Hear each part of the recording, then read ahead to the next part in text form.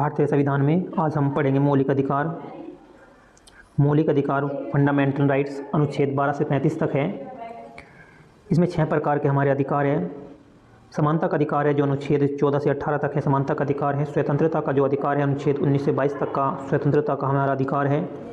शोषण के विरुद्ध जो अधिकार है वो अनुच्छेद 23 से 24 तक का है।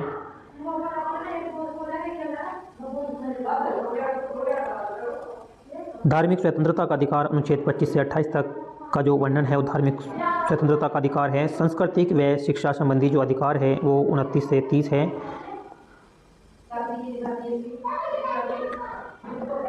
और संवैधानिक उपचारों का जो अधिकार है वो अनुच्छेद 32 में, संवैधानिक उपचारों का जो हमारा अधिकार है वो अनुच्छेद 32 में है। अब हम इसे विस्तार से पढ़ेंगे।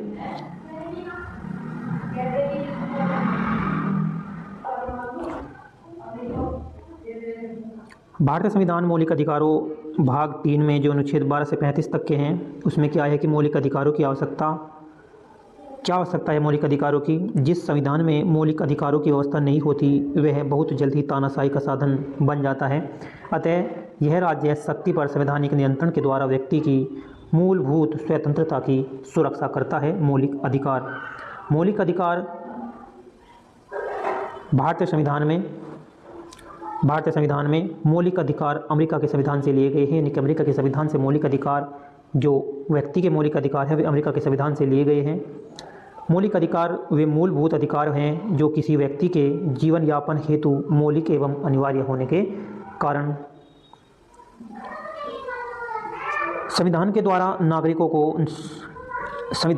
नागरिकों को प्रदान किए जाते हैं। वे मौलिक अधिकार हैं जो संविधान के द्वारा नागरिकों को प्रदान किए जाते हैं। ये अधिकार व्यक्ति के मानसिक, भौतिक व नैतिक विकास के लिए बहुत ही आवश्यक हैं। मौलिक अधिकार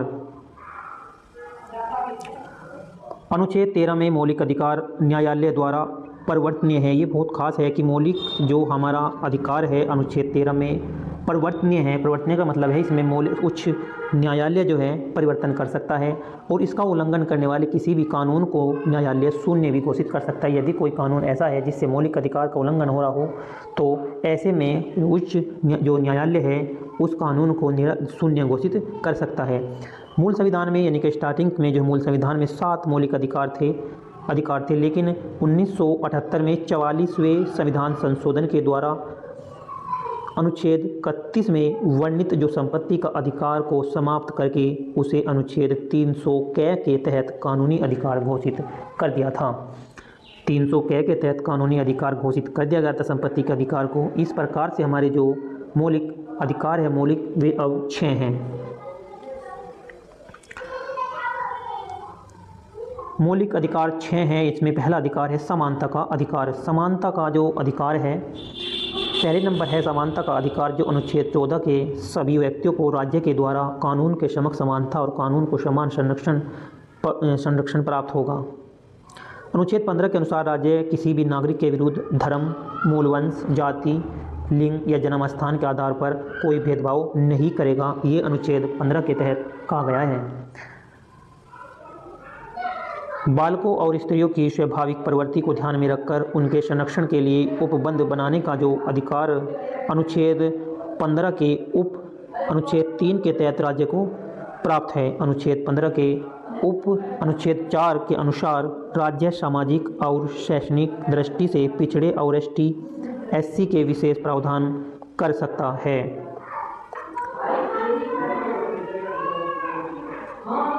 अनुच्छेद 16 के अनुसार देश के समस्त नागरिकों को शासकीय सेवाओं में अवसर की समानता होगी। ये अनुच्छेद 16 में है कि सभी समस्त नागरिकों को शासकीय जो सेवा है अवसर समानता होगी। अनुच्छेद 16 के अनुच्छेद 3 के अनुसार किसी भी क्षेत्र में नौकरी देने के लिए निवास संबंधी शर्त लगाई जा सकती है। नौकरी देने के लिए किसी भी क्षेत्र में कोई शर्त नौकरी देने के लिए निवास संबंधी शर्त लगाई जा सकती है। अनुच्छेद 16 के अनुच्छेद 4 के अनुसार देश के पिछड़े नागरिकों को उचित प्रतिनिधित्व के अभाव में आरक्षण की व्यवस्था की जा सकती है। अनुच्छेद 17 में कहा गया है, अनुच्छेद 17 में अस्पृश्यता का अंत किया गया है। इसको समाप्त करने के लिए संसद ने अस्पृश्यता अपराध अधिनियम 1955 के तहत दंडनीय बना दिया गया। बाद में 1976 में इसको संशोधित करके सिविल अधिकार संरक्षण अधिनियम 1976 में बनाया गया। अनुच्छेद 18 के अनुसार शिक्षा और सैनिक क्षेत्र को छोड़कर राज्य द्वारा सभी उपाधियों का अंत कर दिया गया। अनुच्छेद 18 के अनुसार शिक्षा और सैनिक क्षेत्र को छोड़कर राज्य द्वारा सभी उपाधियों का अंत इसमें कर दिया गया। अनुच्छेद 18 के उपअनुच्छेद 2 के अनुसार भारत का कोई भी नागरिक किसी भी विदेशी पुरस्कार को राष्ट्रपति की अनुमति के बिना ग्रहण नहीं कर सकता। ये अनुच्छेद 18 के उप अनुच्छेद 2 के अनुसार कहा गया है कि किसी भी नागरिकों को किसी विदेशी पुरस्कार को प्राप्त करना हो तो राष्ट्रपति की अनुमति आवश्यक है।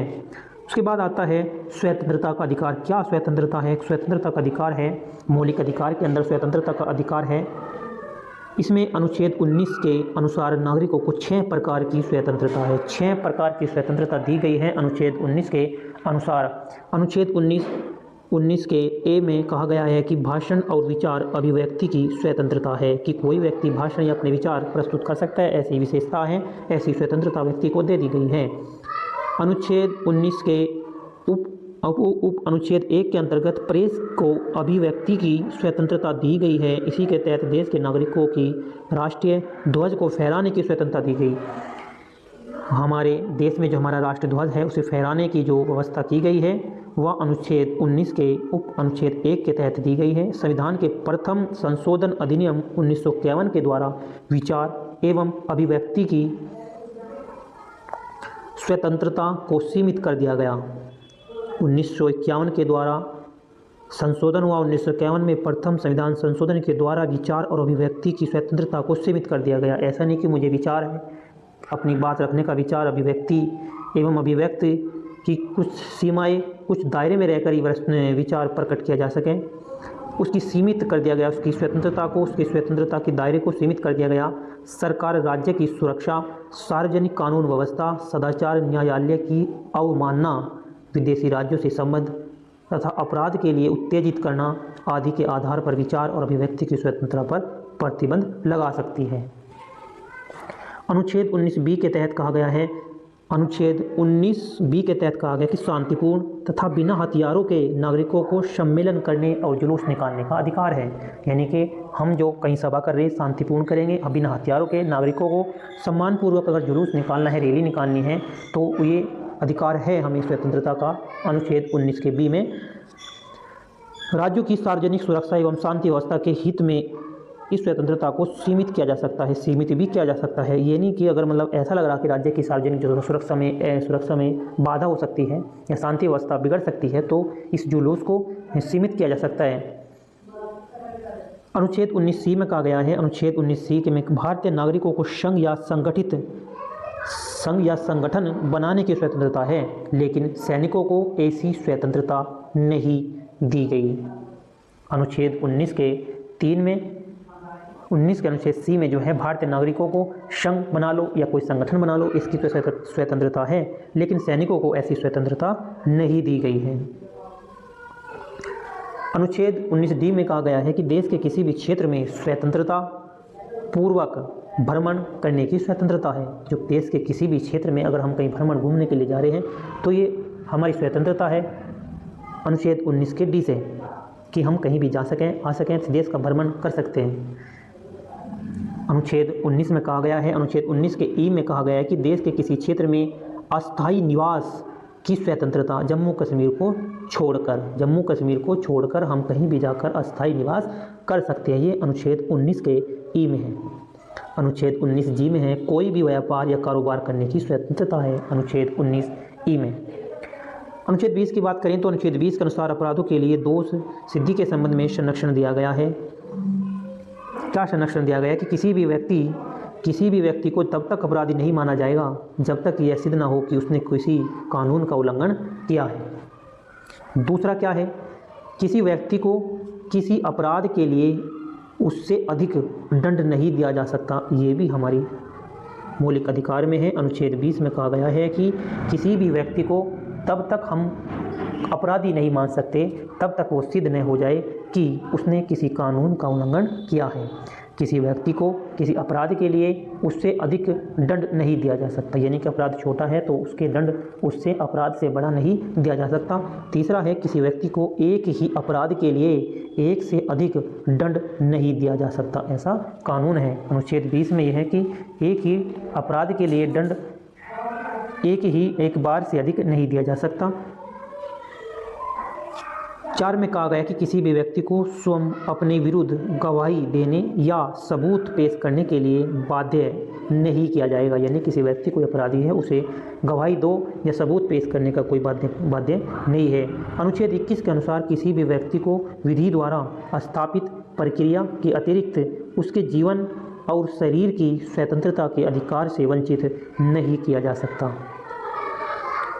अनुच्छेद 21 में है 21 के कैम के अनुसार 86वां संविधान संशोधन अधिनियम 2002 के तहत 6 से 14 वर्ष तक के बच्चों को अनिवार्य और निःशुल्क शिक्षा प्राप्त करने का अधिकार दिया गया। 6 से 14 वर्ष तक के बच्चों को अनिवार्य और निःशुल्क शिक्षा प्राप्त करने का अधिकार दिया गया है अनुच्छेद 21 के में। अनुच्छेद 22 के अनुसार किसी भी व्यक्ति को बिना कारण बताए गिरफ्तार नहीं किया जा सकता। अनुच्छेद 22 में है किसी भी व्यक्ति को बिना कारण बताए गिरफ्तार नहीं किया जा सकता और गिरफ्तार व्यक्ति को 24 घंटे के अंदर मजिस्ट्रेट के सामने पेश करना अनिवार्य है, कि 24 घंटे के बाद मजिस्ट्रेट के सामने उसे पेश करना अनिवार्य है। शोषण के विरुद्ध अधिकार। शोषण के विरुद्ध जो अधिकार हैं वे क्या अधिकार हैं कि अनुच्छेद 23 में जो है, अनुच्छेद 23 के अनुसार मानव व्यापार व बेकार तथा बलात्श्रम पर प्रतिबंध लगाया गया है, लेकिन राज्य सार्वजनिक उद्देश्यों के इसलिए सार्वजनिक सेवा या श्रम योजना लागू कर सकती है। राज्य इस सेवा में धर्म, मूल वंश, जाति, वर्ग के आधार पर कोई भेदभाव नहीं करेगा। बंधुआ मजदूरी समाप्त करने के लिए 1975 में बंधुआ मजदूरी का उन्मूलन अधिनियम पारित किया गया। अनुच्छेद 24 के अनुसार बाल श्रम पर निषेध किया गया, जिसके अनुसार 14 वर्ष से कम के किसी भी व्यक्ति को कारखानों, खाद्यान्नों या खतरनाक कार्यों में नहीं लगाया जा सकता। 14 वर्ष से कम उम्र के बच्चे को, ये अनुच्छेद 14 में ये हमारा जो है स्वतंत्रता है कि 14 वर्ष से कम बच्चे को किसी कारखानों, खाद्यान्न या खतरनाक कार्यों में नहीं लगा सकते। उसके बाद आती है धार्मिक स्वतंत्रता। धार्मिक स्वतंत्रता क्या है? धार्मिक स्वतंत्रता अनुच्छेद 25 के अनुसार देश के प्रत्येक नागरिक को किसी भी धर्म को मानने या उसका आचरण करने या प्रचार करने की अधिकार है, लेकिन सार्वजनिक व्यवस्था व समाज कल्याण एवं सुधार आदि के अंतर्गत इस पर रोक लगाई जा सकती है। यानी ये प्रचार करने का अधिकार तो है, लेकिन सार्वजनिक व्यवस्था, यदि कहीं व्यवस्था ऐसी बिगड़ी हो, कहीं जाके सार्वजनिक व्यवस्था पर प्रचार करें या समाज कल्याण एवं सुधार आदि के अंतर्गत इस पर रोक लगाई जा सकती है कि समाज कल्याण के लिए सही है या नहीं है, तो उस पर रोक लगाई जा सकती है। अनुच्छेद 26 में है कि 26 के अनुसार धार्मिक प्रयोजन के लिए, अनुच्छेद 26 के अनुसार धार्मिक प्रयोजन के लिए संस्था बनाने, उसका पोषण करने और धार्मिक कार्यों के प्रतिबंध के लिए संपत्ति अर्जित करने का अधिकार है।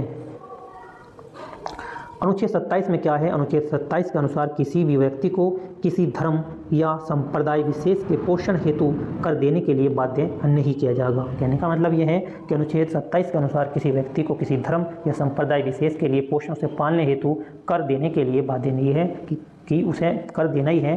किसी संप्रदाय के लिए, किसी धर्म के लिए वो बाध्य नहीं है। उसकी इच्छा हो तो दे सकता है, नहीं वरना नहीं। अनुच्छेद 28 के अनुसार है कि राज्य निधि से वित्त पोषित या आर्थिक सहायता प्राप्त शिक्षण संस्थाओं में धार्मिक शिक्षा नहीं दी जाएगी। क्या है अनुच्छेद 28 में? कि राज्य निधि से वित्त पोषित या आर्थिक सहायता प्राप्त शिक्षण संस्थाओं में धार्मिक शिक्षा नहीं दी जाएगी। कहने का मतलब ये है, जैसे कोई स्कूल है, राज्य निधि से वित्त पोषित है या आर्थिक सहायता प्राप्त शिक्षण है, तो ऐसे संस्थाओं में हम किसी एक धर्म की शिक्षा नहीं दे सकते और न ही किसी व्यक्ति को धार्मिक शिक्षा या धार्मिक अनुष्ठान में भाग लेने के लिए बाध्य नहीं कर सकते। ऐसा अनुच्छेद 28 में कहा गया है। अब आता है संस्कृति का अधिकार।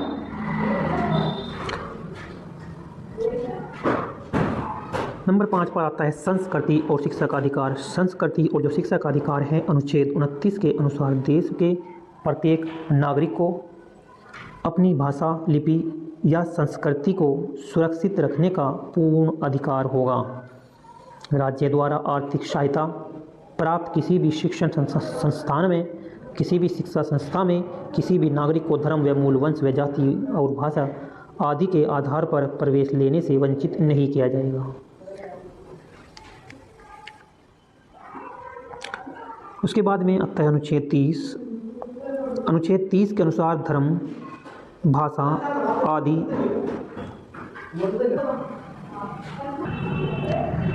अनुच्छेद 30 के अनुसार धर्म, भाषा पर आधारित सभी अल्पसंख्यक वर्गों को अपनी पसंद की शिक्षण संस्थानों की स्थापना करने और प्रशासन का अधिकार होगा और राज्य इस आधार पर शिक्षा संस्थाओं को आर्थिक सहायता देने के लिए कोई विभेद नहीं करेगा। उसके बाद छठा आता है संवैधानिक उपचारों का अधिकार। संवैधानिक उपचारों का अधिकार ये हमारे छठा मौलिक अधिकार है, संवैधानिक उपचारों का अधिकार। अनुच्छेद 32 के अनुसार यह अधिकार मौलिक अधिकारों के लिए प्रभावी कार्यवाहियों न्यायालयों के द्वारा करवाता है। इस अधिकार के तहत यदि किसी व्यक्ति के मौलिक अधिकारों का उल्लंघन हुआ तो वह सीधे सर्वोच्च न्यायालय में जा सकता है। ये हमारा संवैधानिक अधिकार है। नेक्स्ट वीडियो में इसके मौलिक अधिकार के जो है नेक्स्ट वीडियो के अंदर नेक्स्ट वीडियो में इसके MCQ होंगे मौलिक अधिकार से संबंधित।